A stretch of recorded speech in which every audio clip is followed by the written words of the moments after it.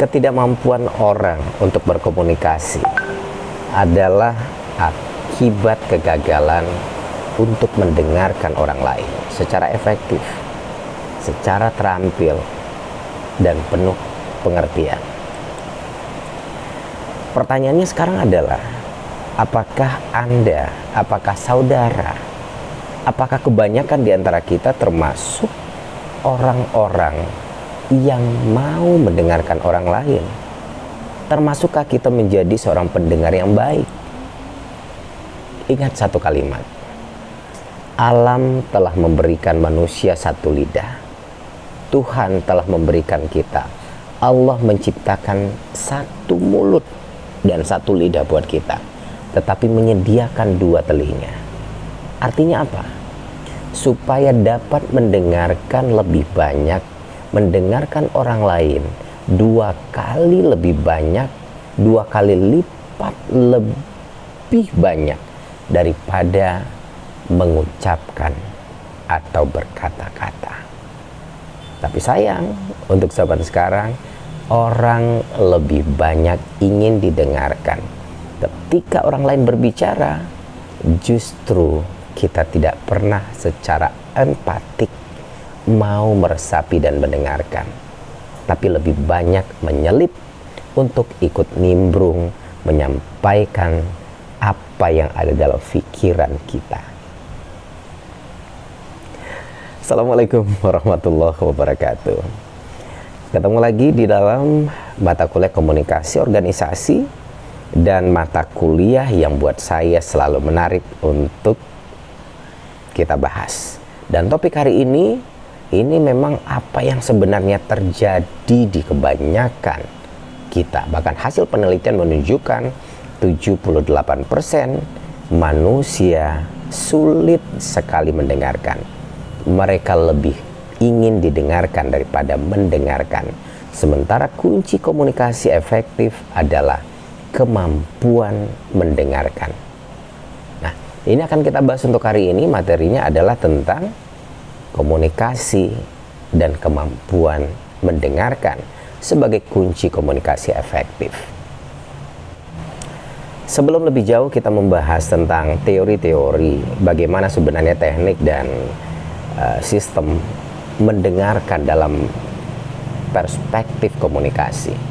Sekarang kita coba lihat dan kenali ciri-ciri dari pendengar yang tidak baik serta ciri-ciri dari pendengar yang baik, sehingga nanti Anda bisa mengenali diri Anda dan memahami orang lain. Masuk dalam kategori mana Anda? Saudara masuk dalam kategori sebagai pendengar yang baik atau justru yang tidak baik? Sekarang kita mulai dulu dari yang tidak baik.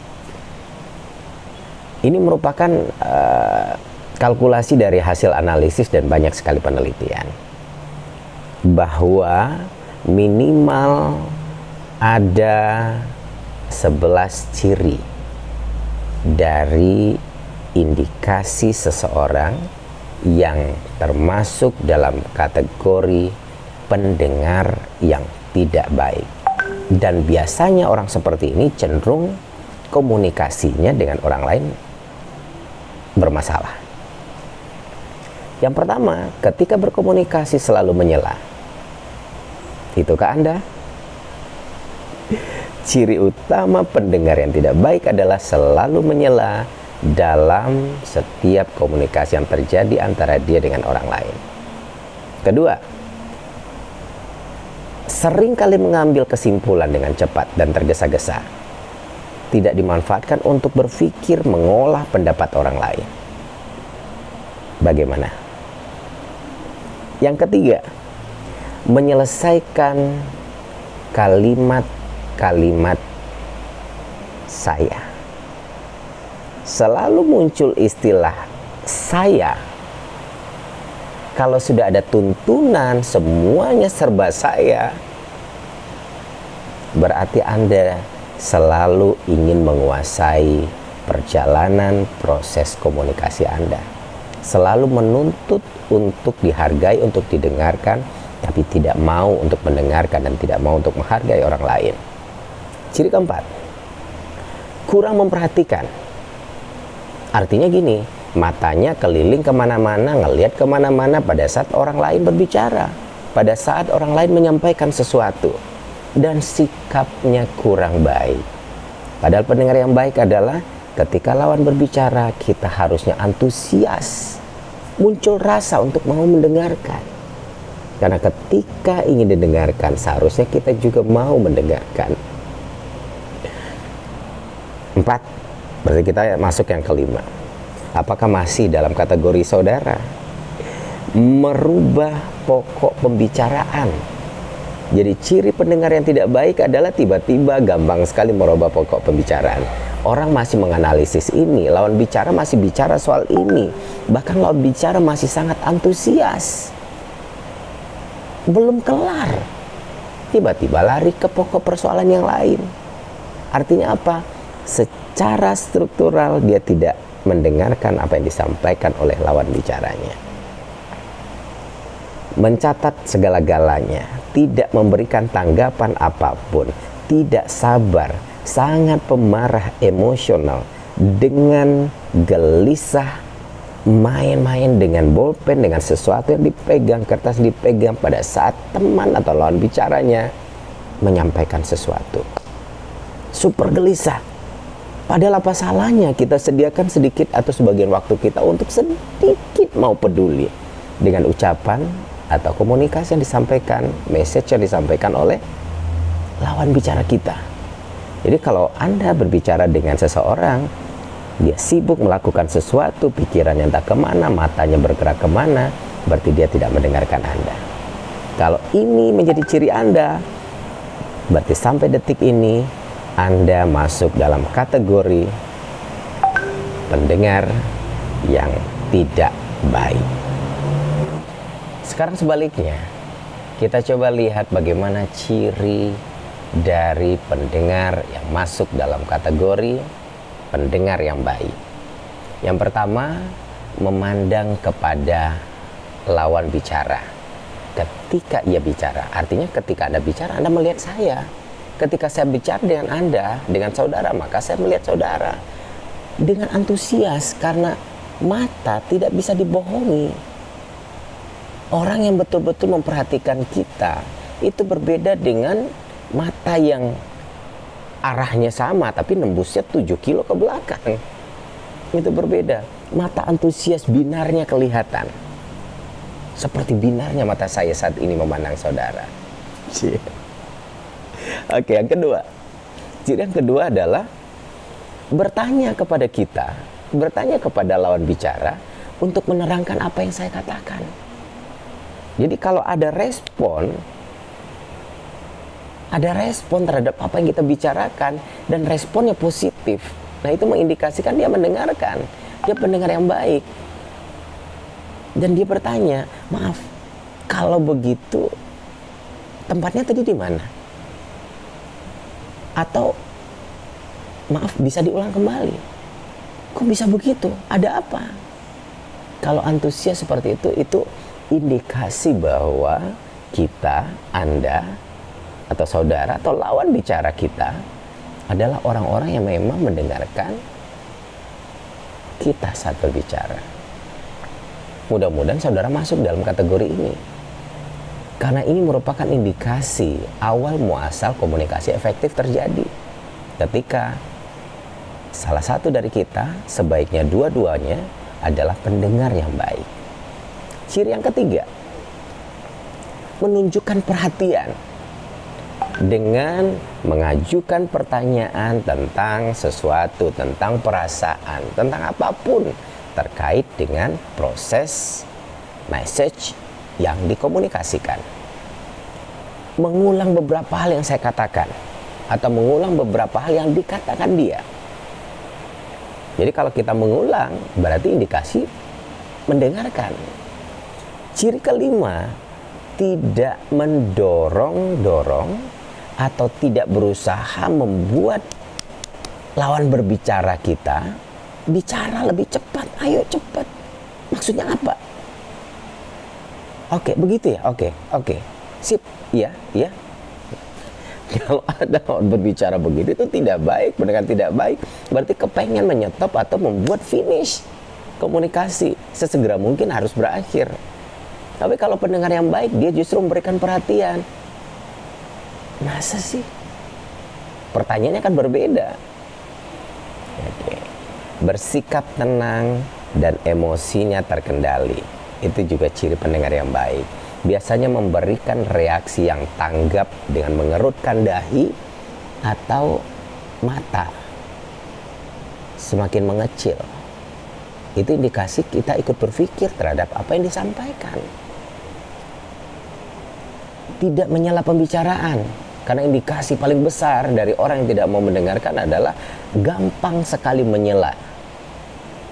Kalau mendengarkan cenderung tenang, sampai pada bagian dia punya kesempatan berbicara atau diberikan kesempatan untuk berbicara.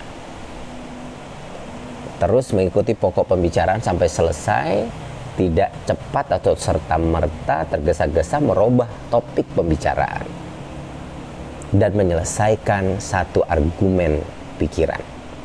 Jadi kalau lawan bicaranya menyampaikan sesuatu sampai selesai satu titik itu, kecuali memang si lawan bicara ini yang menuntaskan itu.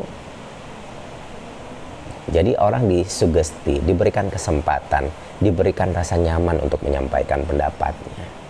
Dan untuk kebanyakan kita tidak berada di kategori ini. Ini butuh proses panjang. Membuat dua telinga yang diciptakan Allah berfungsi 2 kali lebih banyak daripada satu mulut. Lebih banyak mendengarkan daripada berbicara. Dari beberapa sumber, dari jurnal manapun, dari beberapa hasil penelitian, selalu mengindikasikan bahwa yang namanya keterampilan komunikasi itu salah satunya. Jadi dari sekian banyak keterampilan itu, keterampilan komunikasi sangat ditentukan oleh keterampilan mendengarkan. Jadi kita coba tarik beberapa keterampilan itu. 1, keterampilan mendengarkan. Yang kedua, keterampilan dalam bertingkah laku asertif. Yang ketiga, ada keterampilan komunikasi itu yang disebut dengan keterampilan menyelesaikan konflik, keterampilan membaca situasi, dan keterampilan melakukan persuasi. Dan banyak keterampilan lain dalam komunikasi. Tapi yang paling sulit adalah keterampilan mendengarkan. Kelihatannya sederhana, tapi sulit untuk diterjemahkan apalagi dilakukan. Penelitian yang pernah dilakukan pada tahun 1928, kemudian diulang kembali 80, dan terakhir di tahun 2018. Hasilnya tidak jauh berbeda. Bahwa yang paling sulit itu adalah kemampuan mendengarkan. Kalau tahun 28 itu 45% menjawab sulit. Kalau tahun 80 meningkat jadi 53. Tahun 2018, 17, 18 meningkat lagi jadi 67. Dibandingkan kemampuan yang lain. Kalau kemampuan berbicara, setiap orang mampu. Kalau toh ada kesulitan, dia bisa belajar. Tapi mendengarkan tidak bisa dipelajari. Itu naluriah, insting, rasa. Membangun rasa, menghargai orang lain, butuh proses panjang. Tidak bisa membalikkan telapak tangan. Mendengarkan proses aktif, menerima rangsangan. Ingat, mendengarkan itu merupakan proses aktif. Menerima rangsangan ataupun stimulus yang sampai ke telinga. Mendengarkan adalah keterampilan yang sangat penting dalam penentuan efektivitas komunikasi. Tetapi umumnya kita memiliki keterampilan yang buruk terkait dengan keterampilan mendengarkan. Karena ingat, keterampilan ini memanfaatkan bagian terbesarnya itu di sini. Hati, rasa. Nah, banyak hambatan dalam kemampuan ini, yang keterampilan ini. 1, sibuk dengan diri sendiri. Kalau kita udah sibuk dengan diri sendiri, maka pikiran kita bergerilya kemana-mana, sehingga lupa, bahkan tidak peduli dengan lawan bicara. Kedua, sibuk dengan masalah-masalah eksternal. Kita lagi konsentrasi dengan seseorang atau sekelompok orang, tapi masalah eksternal terjadi, laporan ini dibuat, SMS diterima, WA dibalas, tidak akan fokus, tidak akan pernah memperhatikan, maka stimulus tidak berfungsi, hati dan rasa tidak berjalan. Asimilasi yang ketiga, kecenderungan merekonstruksi pesan sedemikian rupa hingga sesuatu sesuai dengan sikap, dengan prasangka, dengan kebutuhan, dengan nilai diri kita. Nah, itu yang aneh. Ada kecenderungan merekonstruksi berita atau message yang disampaikan, cepat sekali menyimpulkan berdasarkan asumsi pribadi, padahal belum tentu ke sana. Betapapun pintarnya Anda, kita tidak bisa merekonstruksi, membuat, menyimpulkan dengan cepat apa yang disampaikan orang lain. 4. Faktor kawan atau lawan ternyata sangat mempengaruhi. Kalau kawan, kita dengan rasa, maka kemampuan mendengarkan menjadi berfungsi. Kalau lawan, betapapun benar, betapapun baik, betapapun hebatnya, kecenderungan kita mendengarkan menjadi terabaikan. Yang kelima, mendengarkan yang diharapkan, artinya hanyut dalam pesan pembicara, tidak mendengar apa yang dikatakan, melainkan mendengarkan dengan apa yang diharapkan. Jadi harapan yang disampaikan, bukan dengan apa yang dikatakan. Harusnya mendengarkan itu dengan apa yang dikatakan, bukan apa yang diharapkan. Baik teman-teman mahasiswa, kita sampai ke bagian terakhir. Ini barangkali menjadi satu etik moral dalam berkomunikasi. Artinya yang perlu kita pahami adalah ketika kita berbicara, ketika kita berkomunikasi, pahami bahwa harus ada rasa, hubungan keterikatan di antara kedua belah pihak. Jangan hanya memainkan fungsi telinga, sekedar mendengar, masuk kiri, masuk keluar kanan. Nah, diam dan berusaha untuk menyimak ketika orang lain bicara. Sama halnya dengan ketika kita ingin dihargai untuk didengarkan. Tidak memotong pembicaraan, karena kita pun tidak ingin.